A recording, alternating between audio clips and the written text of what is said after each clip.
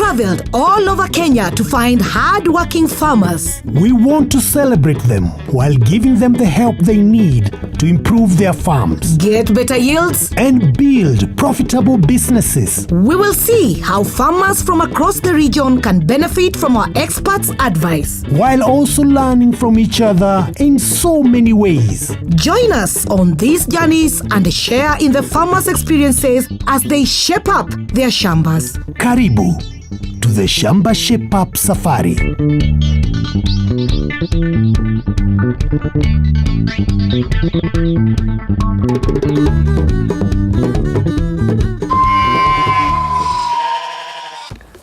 Well, Caro, today we are going back to college. Oh, to study farming? Oh no, to study art. Look. Ooh, very impressive, Johnny. Yes, on this Shamba, our farmer has 2 children studying and doing very, very well. Oh, studying art? Or maybe it's the art of farming, as we shall find out. Very, very interesting, Mr. Professor. I can't wait to find out more. Well then, walk this way.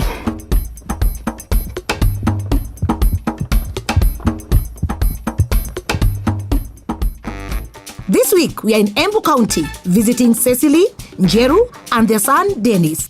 Njeru works away from the farm most days, so it is Sicily who manages the farm on day-to-day basis. Their eldest son, Dennis, is at college, but when he's not studying or helping his parents out on the farm, he's a keen graffiti artist. And quite a good one, too. I can see why Tony was so impressed. Very artistic. Well, let's go and meet our farmers. I'm very fine. I'm very fine, Caro. Show us your shamba. Oh, come. Right. They have bananas, Purpose, coffee, and there is livestock too. 3 tomatoes. Dennis! Hey Tony, welcome Hi. to my graffiti base.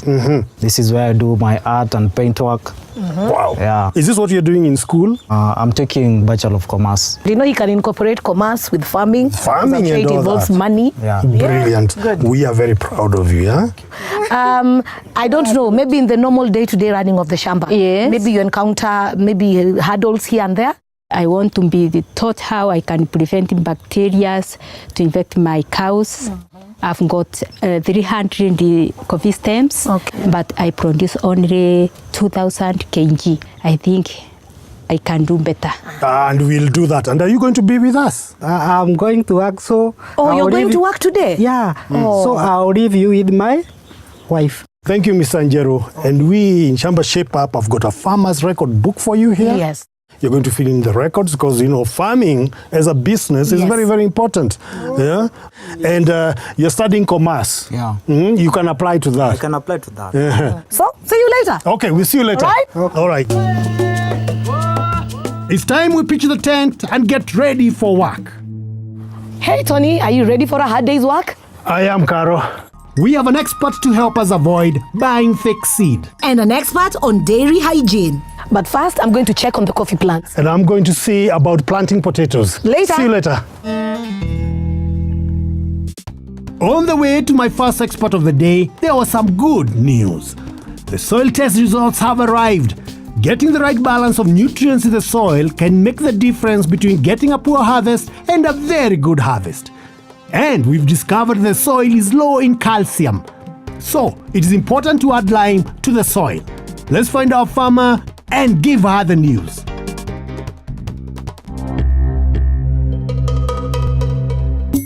Our first expert today is Maurice from Mavuno. Cecily's coffee trees have been showing signs of stress and she's very worried. Cecily, so I can see you're here with your coffee. I was just coming to see whether it is ready for picking, but I've seen not yet. Not yet? Can you show me around so I can see the other coffee? Come and see. How long has this coffee been here? For 30 years, Oh, so over the years, the biggest production you've gotten from your coffee is how much? 2,000 kg. Yeah. And how, Yes. are you happy with it? Not lady, Oh. not lady. But luckily, Yes. that's why you're here for you, as Mavuno. Okay. But first, you have to go and see Caro. And Caro, Yes, Maurice, how are you? very fine. And I also have the soil test result with me. So if you can come round, let's have a look at this. And we are very lucky that Maurice is here, so he's going to help us analyze it. So, Cecile, I can see here, as from your cell test results, the pH is low. Yeah. It's very low because it's supposed to be around 5.5. When you talk about pH, what's that? So when it comes to pH in the soil, it's actually a measure of the condition of the soil in terms of its ability to supply nutrients that are responsible for the growth of the coffee to the coffee itself. All right. The phosphorus is also low. So what does phosphorus do? So phosphorus is also one of the most important nutrients to the coffee because it helps in terms of root development, so that the crop can grow and mature much more better. Okay. The potassium is on a good level, and potassium is very, very important. It helps in terms of the maturity. And another thing in terms of the potassium, it helps in terms of balancing the water, so that it's not too much water, neither less. And actually the berries are of good quality. So in short, without potassium, you will not get berries. Calcium is also low. It's low. It's very low in your soil. Calcium helps in terms of neutralizing the acidity. So without calcium, it will be acidic in your soil. And when it comes to the coffee itself, To the berries? yeah, because it helps this outer covering, it helps in terms of improving the quality so that it can stay longer once you've harvested. And when it comes to drying, it is easier. Okay. Yeah. And another thing, boron. I can see boron is very, very low. What is that? Boron is also another nutrient. At the end of the day, the most important thing to your coffee is the berries. Berries. So boron affects the berries in terms of the quality, in terms of the size. Size. And the weight. How will Mavuno help me to meet all those nutrients? For Mavuno, we have different range of products based on the crops that you're growing. There is Mavuno for maize, for tea, for coffee, potatoes, rice, bananas, fruits, vegetables, sugarcane, wheat, and barley. So for coffee, it has all those nutrients that you want. First, it has NPK, that is nitrogen, phosphorus, and potassium. And additional to that, it has secondary nutrients and micronutrients that are very, very important about the coffee and the berry development. In this case, what would you advise her to do? We have to use Mavuno so that we can actually help in terms of neutralizing the acidity, first of all. And also at the same time, we're neutralizing acidity, at the same time supplying the nutrients to the particular coffee. What makes Mavuno fertilizer to be better than others? So as for this coffee, we've done research on it. So it's actually fertilizer that's actually released based on the research that we've done. So that's why specifically for that. And the other thing is because we have all the nutrients I told you, NPK, nitrogen, phosphorus, potassium, calcium, magnesium and sulfur as the secondary nutrients, and the other micronutrients, zinc, boron, copper, molybdenum and manganese that are very, very important to your berries. That's why Mavuno is actually better when it comes to that. Wow, now that we are equipped with all this information, I don't know, maybe we should go straight into applying the fertilizer? Yes, what do you think? I'm very ready. All right, let's do it. When applying fertilizer to coffee trees, it's important that you get the fertilizer as close to the roots as possible. Otherwise, the plant won't fully benefit and you're just wasting money. So, using the farthest edge of the leaf canopy as a guide, dig a trench around the tree. This is also where the roots have extended to. Use 250 grams of fertilizer per tree 6 months before flowering. Spread evenly along the trench. Don't leave the fertilizer uncovered, as sunlight can stop the fertilizer from working. So cover and mix well into the soil. That's it. I'm sure next year, Cecily's coffee trees will once again be at full strength. Sicily has been planting potatoes, but she has had some problems. So we have invited Timothy, an expert from Amiran, to give us some advice. Timothy, how can you advise our farmer? First of all, I would like to know where she sourced her seeds from. My seeds I got from the market. I planted. Then the next season I had to use the same seeds, and finally I got the poorest harvest I had before. You need to source the seeds from the certified bodies. Why is it important to use certified seeds instead of the ones we have already harvested? First of all, the certified seed, they go through different processes. They can be in a position to resist some of the diseases like bacterial wilt. Another thing with the certified seed is that they have high production. Apart from that, even when it comes to germination, the growth vigor, they are perfect. Is there a way a farmer can quicken the process of germination? Cicely, can you tell me how long it took in the storage? 1 month. 1 month. Then I plant again. And then after planting, how long did it take? Then 3 weeks. 3 weeks. Actually, that's a long period of time. You are talking about almost 2 months. In Amiran, we have a solution. We have TVAG. TVAG is a product which will hasten your potatoes to start germination as early as possible. In other words, we say they break seed dormancy. TVAG has low usage rate, used at a rate of 10 mils in 20 liters of water. You spread on your potato seeds, you leave the potato overnight. Then the following day, you can sow your seed. And remember, you can do this without even storing your potatoes. The germination will take place in less than 2 weeks. You are talking of even sometimes 7 days, 7 to 14 days. Wow. How does that sound? That is good. Now our potato seeds have already been sprayed. Now show us the right way to plant potatoes. Okay, fine. Okay, Can go good. this way. Come, Cecily.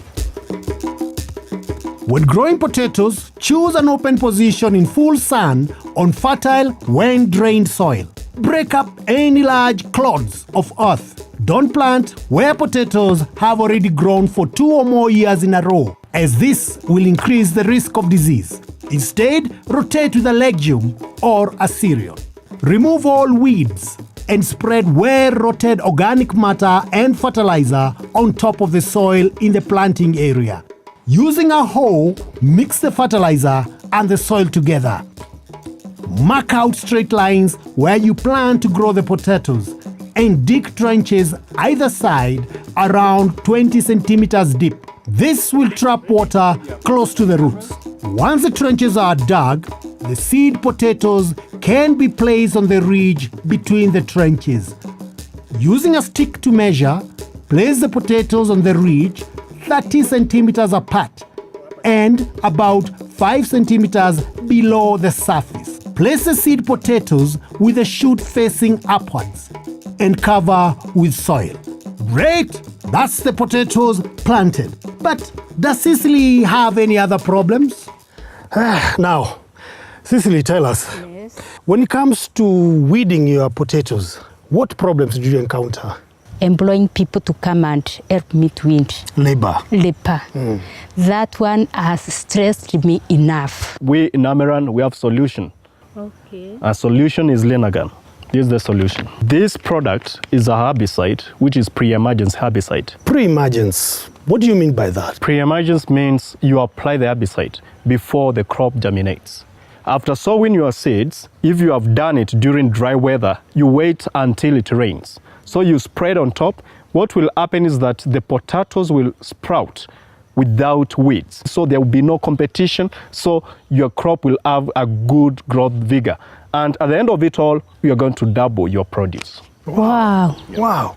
How often should I use the Linagan? Once you apply it, that's all. You don't have to apply again.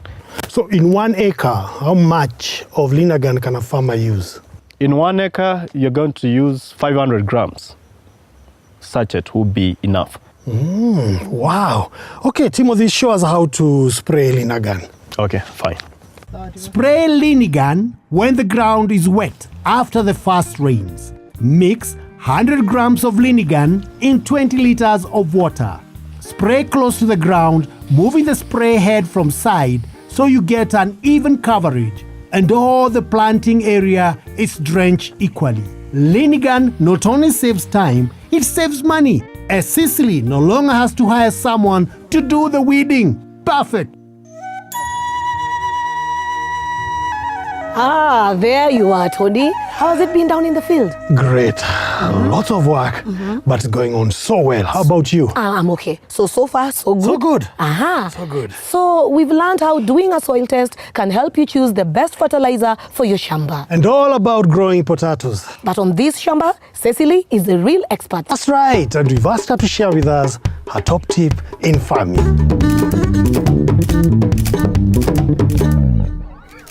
My idea of keeping ducks in my farm is because there are so many farmers who wanted ducklings, but they were not available. The prices are always high than for chicken. And even the eggs, everybody wants to come and buy some.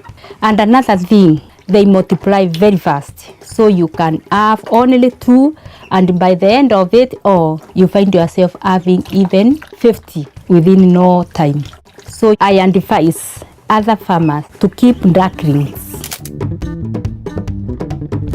So, Tony, what do you think of that top tip? Carol, have you ever eaten a chicken's egg? Yes. A duck's egg? Yes. A cow's egg? Yes. Yeah, got you. Oh, my goodness. Coming up after the break, how to avoid buying fake seed. And improving on dairy hygiene.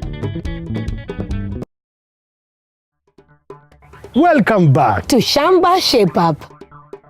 We are in Embu and you are visiting Sicily and Njeru. We've seen how to apply fertilizer to coffee And how to get the best from your potatoes. But we also want to find out about how to avoid buying fake seed. and improving dairy hygiene. So, no time to waste. See you later.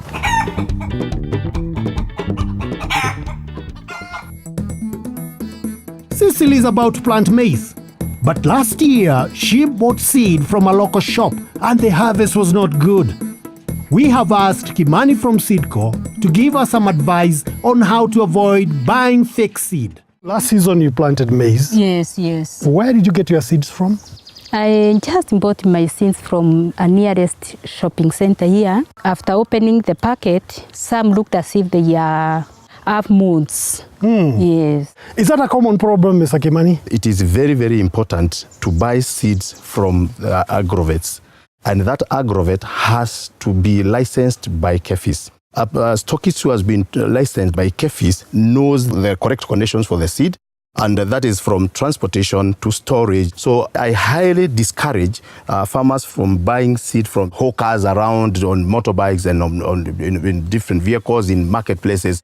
That one you cannot be very sure where it's coming from. Therefore, now we are going to visit one of my distributors so that you can be sure that you are buying seed from the right person and seed that is going to give you the expected harvest. That's a good idea. What do you think? I'm also happy for that. Okay, let's go. All right.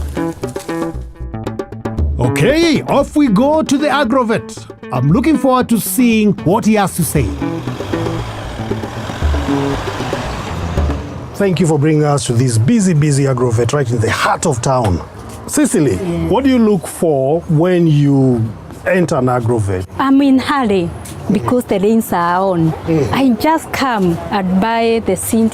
So you grab quickly and run back to the Shamba. And I go back to the Shamba. Okay, Yes. Doc, what should farmers look out for when they enter any agrovet before buying anything? First, they must make sure that agrovet is registered for the distribution of seed, and mostly by checking the certificate.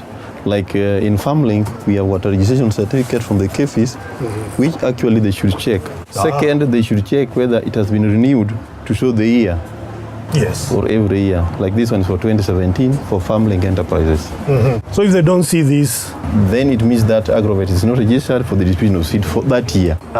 Yes. Now, you told us about fake seeds. Yes. KEFIS recently introduced a sticker which has some hidden number which you scratch. Wow. And therefore you know this seed is good. Is that true, Doc? Yes, it's true. Can I get number 43? If you look at the front of this seed, we have got a sticker. When the farmer now buys, he has to scratch at the sticker, then a code is displayed, and then he can put through an SMS platform, then a message will come back to certify that that seed is actually a registered seed. This is quite amazing. To check if your seed pack is genuine, scratch off the hidden numbers on the pack and send it as a text message to Calro. Their number is on the side of the pack. Within a few seconds, you will receive a text message back indicating if the seed pack is genuine or fake. So what else should farmers look out for when buying seeds? On the seed, there's a display of the packing date, which is already there. That will show whether the seed is past the expiry date, which is required, it is properly packed, and also properly displayed. So how about storage? We advise the farmer that he should never buy seed that has been dropped on the floor because the temperatures vary on the floor. As we say, seed is living. That variance of temperatures kills seed. And therefore you may end up planting seed that will never germinate. So you have to be very, very careful to look out to that. Doctor, I bought seeds. After opening, the seeds were broken, some and moisture. So what should I do? If you buy the seed from our place, always you must get a receipt, bring it back to us. With that one, we can take the seed back to the manufacturer so that you can be compensated. And that is it's possible. That's why it's important to buy from a certified agro dealer with a receipt. So if you bought from a pro box, too bad. Yes. Too bad for me. I think you got them from there. All right, thank you. And the moral of this story, find a good agrovet you can trust. Check they have a certificate from KEFIS and build your relationship with them. Now I'm sure Sicily will never again get caught with a bag of fake seed.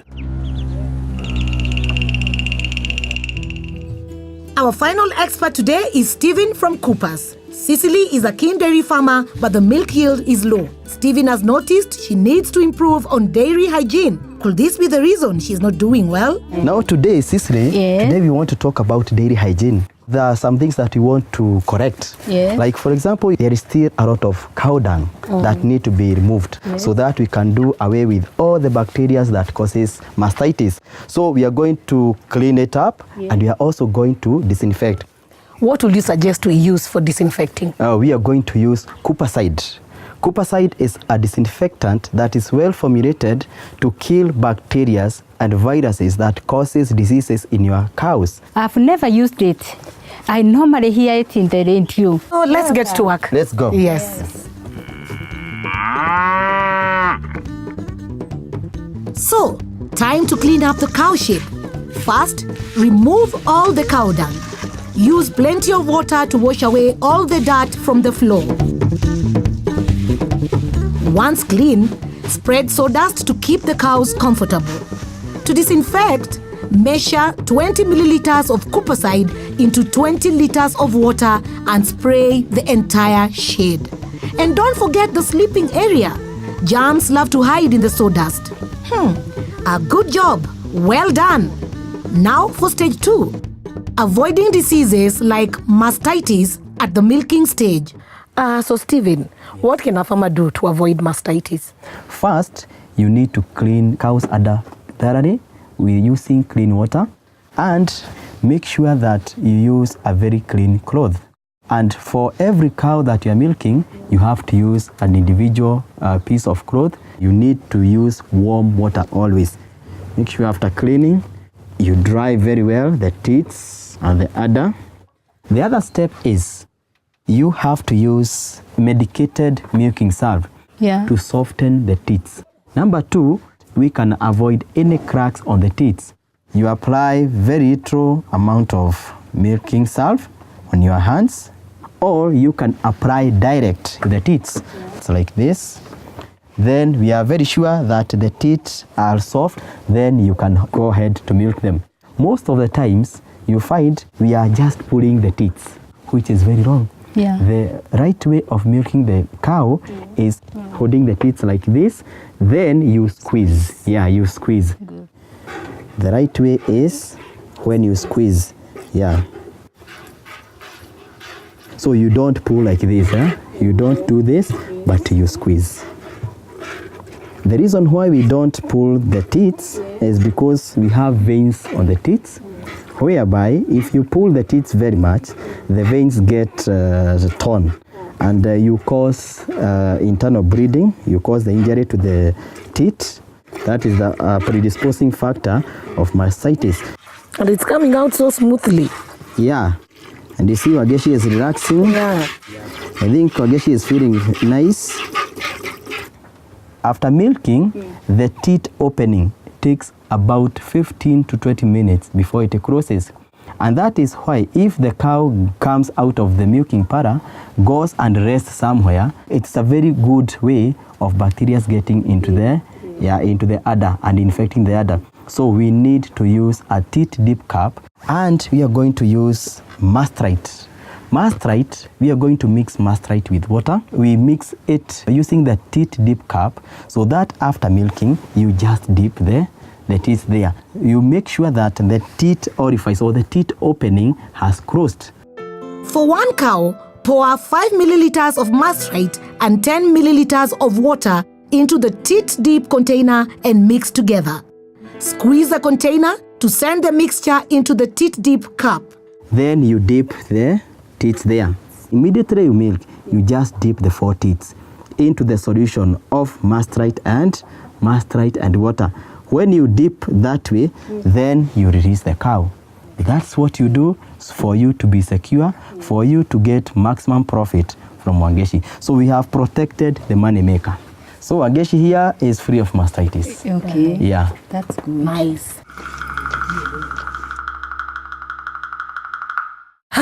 It's been a long day. Yes, indeed. Let me have a look at the records.